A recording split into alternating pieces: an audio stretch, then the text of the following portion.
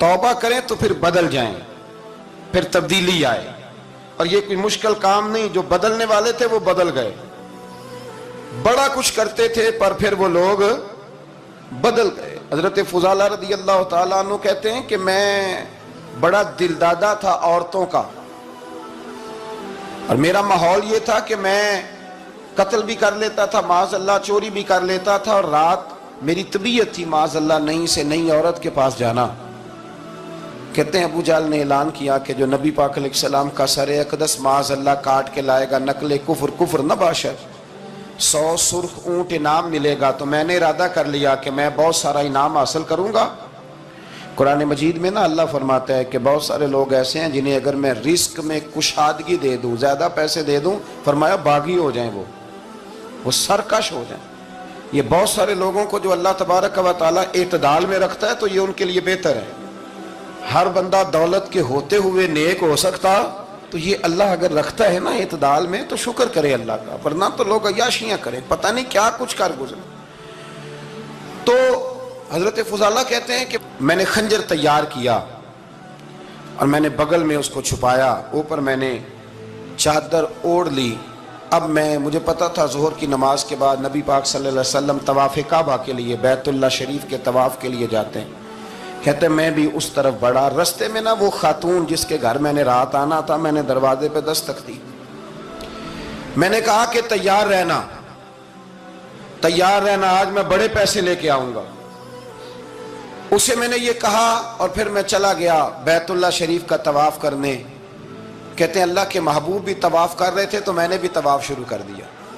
इरादा ये था कि जहां नबी पाक अलैहिस्सलाम मेरे करीब से गुजरेंगे तो मौका पाकर मैं हुजूर के जिस्म अक़दस पर खंजर खोप दूंगा और माज़अल्लाह शहीद कर दूंगा।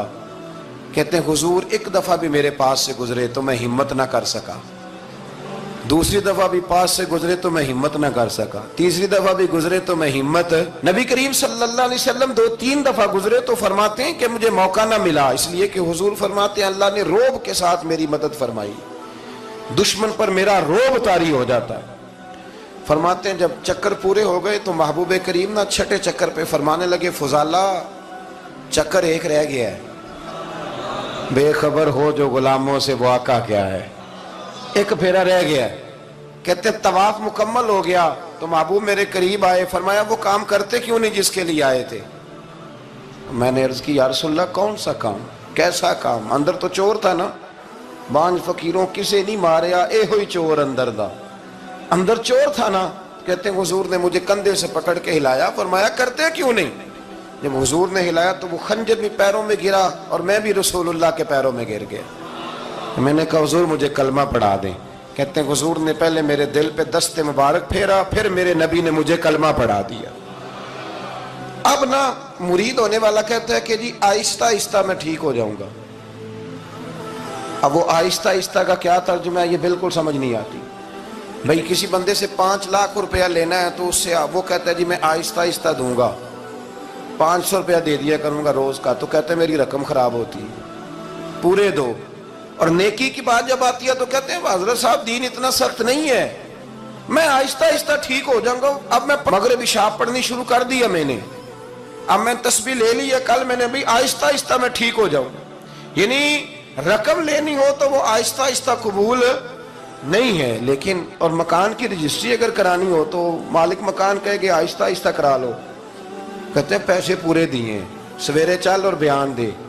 ये क्या बात हुई? यहां ये जो हमारा माहौल था ना, कर लेंगे हो जाएगा, यकीन करें लोग कब्रों में चले गए हैं पर मस्जिदों में नहीं आए। हर काम से लोग रिटायर हुए पर गुनाहों से रिटायर नहीं हुए। आखिर तक तबाही उतर गई लेकिन लोग बदलने को तैयार ना हुए। हजरत फुजाला कहते हैं अभी मैंने कलमा पढ़ा, अभी मैं वापस आया, रास्ते में वो बीबी खड़ी थी। कहते मैं वो शख्स था कि औरतें मरती थी मेरे ऊपर और किसी की जुर्रत थी कि वो आए बाएं शाएं करे, लेकिन फरमाते हैं मैं बीबी के पास से गुजर गया। पहले तो उसका ख्याल था रुकेगा, लेकिन जब मैं रुका ना तो दरवाजे पे आई, और जब मैं गुजर गया तो उसने आवाज दी, लेकिन मैंने सुनी अनसुनी कर दी। जब आगे बढ़ा तो मेरे पीछे दौड़ी। فرماتے مجھے پکڑ کے کہنے لگی فضالہ تجھے کیا ہوا، تو وہی نہیں جو یہاں سے گیا تھا؟ آپ فرماتے میں کبھی نہیں رویا تھا، میں کبھی نہیں رویا تھا۔ اور جب کہا نا تو وہی نہیں، کہتے میں نے سر اٹھایا تو میری آنکھوں میں آنسو تھے۔ میں نے کہا میں جو گیا تھا وہ نہیں ہوں، اب تو میں محمد عربی کا غلام بن گیا، اب میں وہ نہیں ہوں، اب نہیں ہو سکتا کہ کوئی میری نظر میلی ہو جائے، یہ کیسے ممکن؟ اب نا اسلام کی تعریف ہم نے یہ کی ہے کہ خبردار کوئی ہمارے قریب نہ آئے، ہم کسی کو بات نہیں کرنے دیتے کہ ہم مسلمان ہیں، ہم بات نہیں کرنے دیتے۔ پتہ کیا بات ہے، ایک میری یہ تقریر ہوتی ہے ممبر پہ، اور ایک میرا عمل ہوتا ہے جب میں سفر کرتا ہوں، جب میں گاڑی میں بیٹھتا ہوں، جب میں دوستوں سے ملتا ہوں۔ جب ان دونوں باتوں میں تضاد آتا ہے نا، تضاد، تو لوگ تقریر کو جذبات نہیں کہتے، ایک فن بن جاتی ہے تقریر۔ آپ کو پتہ ہے نا وائزین نعت خواں کہتے ہیں میں نے محفل لوٹ لی، پھر لوگ شمار کرتے ہیں کتنے لوگوں نے سبحان اللہ کہی، پھر لوگ شمار کرتے ہیں کہ آج 5 بندے روئے بھی تھے جب میں تقریر کر رہا تھا۔ تو پھر یہ فن ہے، یہ جذبات کا اظہار۔ سمجھ لیں بات کو کہ عمل جب آپ نہیں نہ کرتے عمل، تو آپ خود بڑے بے چین رہتے ہیں کہ یار یہ میں کیا کر رہا ہوں، یہ کون سا گورکھ دھندا ہے کہ میرا عمل صفر ہوتا جا رہا ہے۔ ہمارے ایک استاد تھے تو وہ فرمایا کرتے تھے کہ اگر پڑھے لکھے آدمی کو تم بے عمل دیکھو تو اس سے دور ہٹ جایا کرو، ورنہ تمہیں بھی بے عمل کر دے گا۔ میں نے ان سے عرض کی، میں نے کہا حضور یہ کیا ہے؟ تو فرمانے لگے اپنے حضرت صاحب سے پوچھنا، وضاحت کریں گے۔ میں نے حضرت صاحب سے کہا جی عجیب بات کر دی ہے، علم والے بندے کے پاس بیٹھ کے تو علم آتا ہے۔ تو وہ فرما رہے تھے کہ علم والے بندے کے پاس اگر وہ بے عمل ہو تو بالکل نہ بیٹھنا۔ تو حضرت صاحب فرمانے لگے انہوں نے صحیح کہا ہے۔ اب بات بہت بڑی ہے، پتہ نہیں آپ کی سمجھ میں آتی ہے نہیں آتی، بہرحال کر دیتا ہوں۔ پڑھا لکھا بندہ اگر بے عمل ہو تو اس کے پاس، تو میں نے کہا حضور کیوں؟ فرمانے لگے اس لیے کہ وہ اپنی بے عملی پر بھی دلائل دے گا، وہ بے عملی پر بھی دلیلیں قائم کرے گا کہ یہ وجہ ہے تو اس لیے میں ایسے کر رہا ہوں۔ تو چونکہ وہ بے عمل ہے اور ہے پڑھا لکھا، نبی کریم صلی اللہ علیہ وسلم کے غلام نہ پل بھر میں بدل جاتے تھے۔